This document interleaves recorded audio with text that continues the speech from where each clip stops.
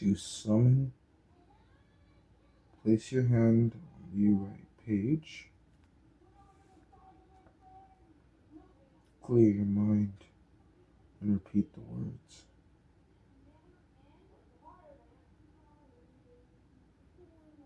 It's time to get weird.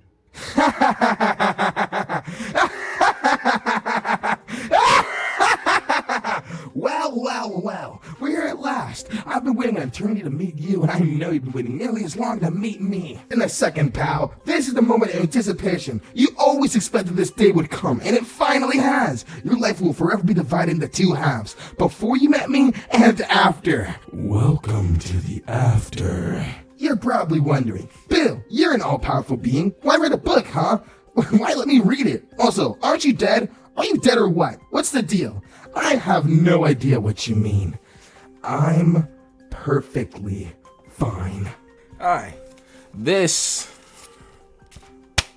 is the Book of Bill. Now, this book is long awaited and pretty much kind of is extremely important to the Gravity Falls lore. I mean, a lot of lore reveals are in this book, and today we're gonna go over a few of them. Now, please beware. If you haven't read this book or even have this book, please leave. This is a really good read, and honestly, if you haven't read it, I advise that you click off the video, get yourself a purchase, or heck, this is not even my copy. My friend bought it for me.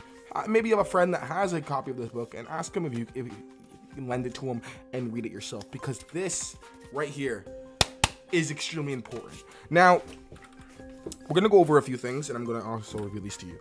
So basically, right, the Book of Bill is a book written by Bill. The book initially starts with some pages from Fort Pines about the Book of Bill.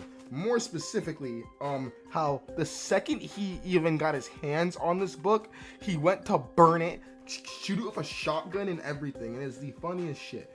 But it turns out the version of Dipper and Mabel that survived the Weirdmageddon is actually the only version of Dipper and Mabel that actually do that, which is kind of funny. He even talks about a dimension where he's a square. But yeah, look at that. Look at that page, right? It is, oh wait, hold on. Forgot it's camera. Get the fuck out of the way. Look at that page spread. It is gorgeous. Well, Scrambles is dead. It had to happen. Trust me, we're really doing that guy a favor. Once you get one book out, soon there's more. Eating up all your commas and drinking your page glom. If it makes you feel any better, there's a dimension where he's still alive and well. I'm one of the few gifted with the ability to see into those other worlds. There's a world where every typo you make comes true. A lot of ducks in that dimension. A world where I'm a square. We don't talk about that world. A Terabon Chibi-verse where everybody's arms and legs have been sanded down to their numbs. And I see a world where the Pine family lost. Look at them. These two plucky little protagonists, happily ever aftering without a care in their oversized heads.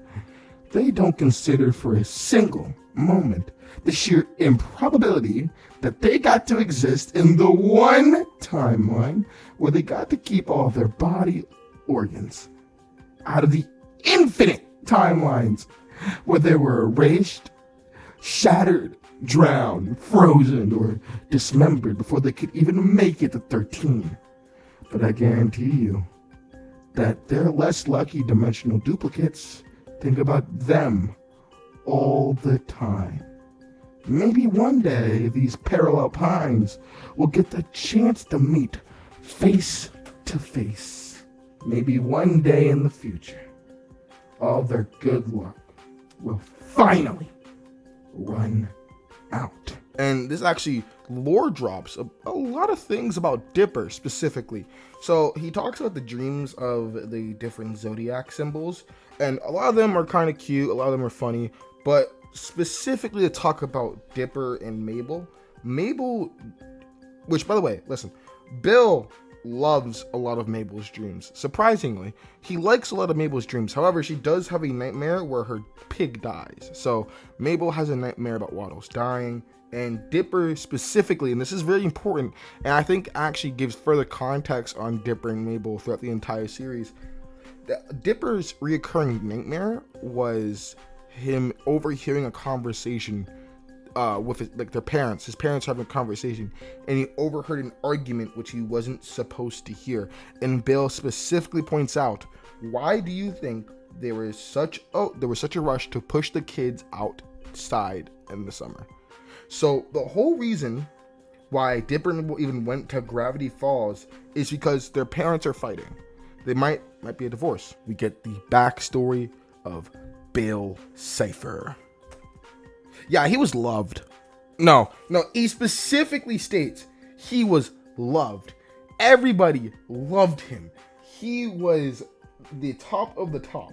He specifically states, I do not have a traumatic backstory so people can like me more. He was loved.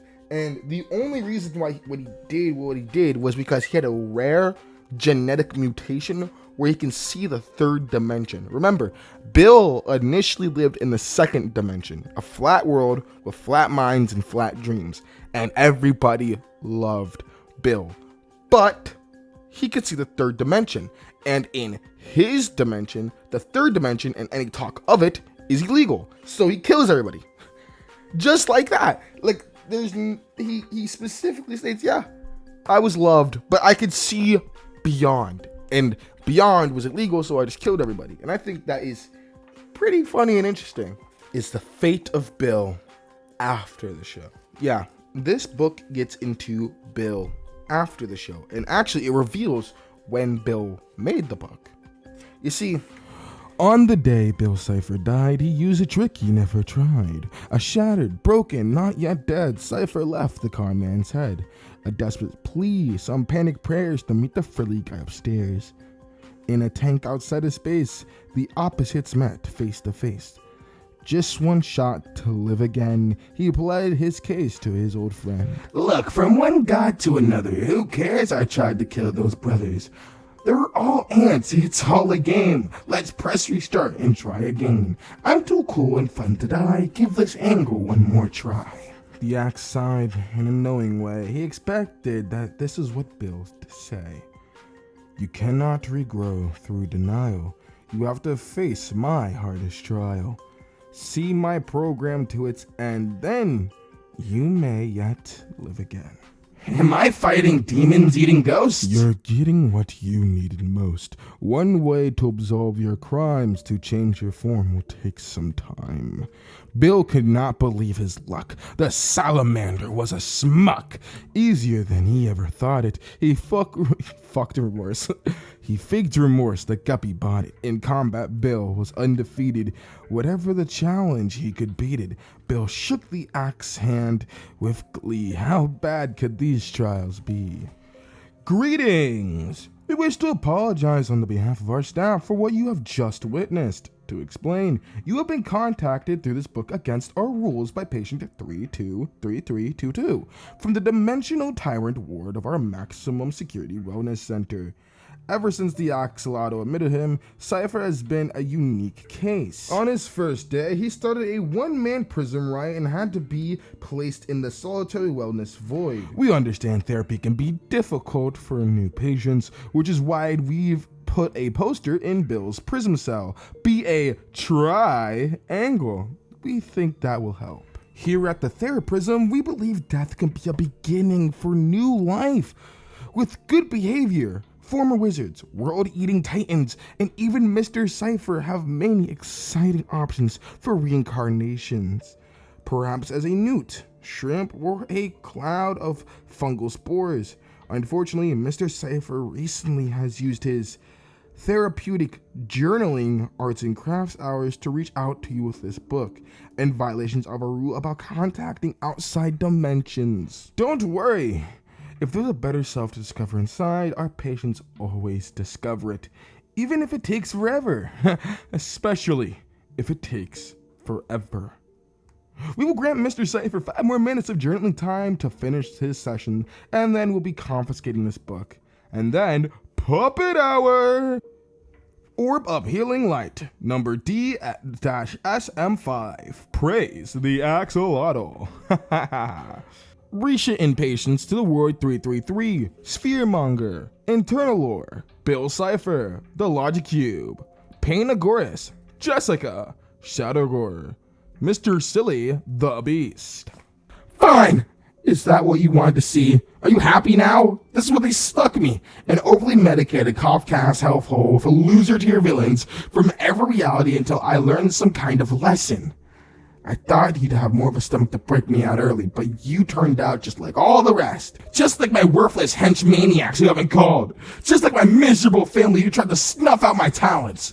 Just like Sixer, who ruined my one shot at liberating reality.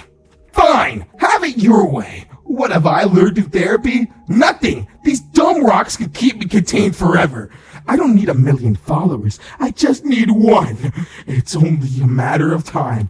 And I have all the time in the world. There's always another human. Someone else will pick up the book. Someone will shake my hand. One day, when you least expect it, I'll be back. As for you, you betrayed me.